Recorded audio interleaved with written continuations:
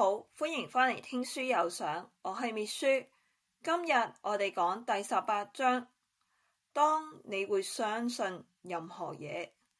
呢一章嘅核心係金錢世界入邊，好多人會因為焦慮、貪婪，甚至想要快速致富而盲目相信啲唔合理嘅嘢。點解啲人會咁容易中招？有3個原因嘅。一、資訊太多，新聞啦、網上專欄啦、YouTube 財經 KOL 啦，每日資訊爆炸，唔知邊個先可信。二、心急致富，人人都快啲想成功，越心急就越容易相信捷徑。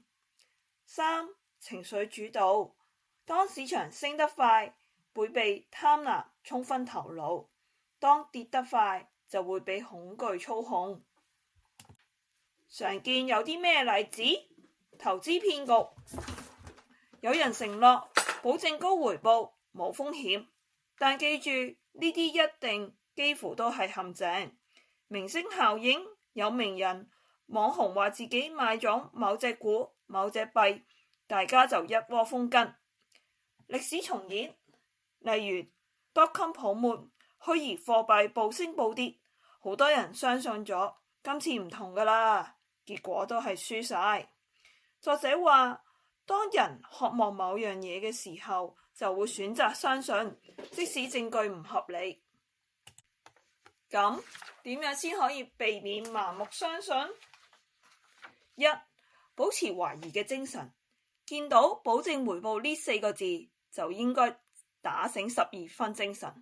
二、檢查動機，問自己，我係咪因為貪心先信，定係因為有事實根據？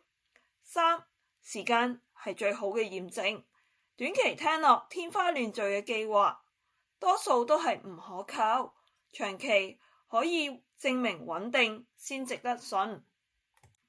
我哋要學習嘅重點，理財唔需要聰明過人，但要識得懷疑，唔好被情緒帶走。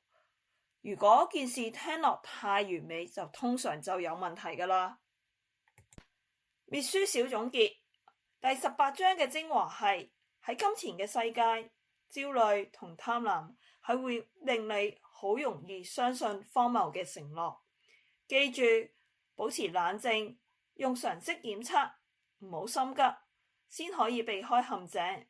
所以最穩陣嘅投資通常都係最悶嘅。如果你都鍾意今日嘅分享，記得 like 同 subscribe 聽書有賞，留言同我講你有冇試過信咗一個好似好正嘅理財建議，最後後悔咗呢？我哋下集聽書有賞再見啦，拜拜。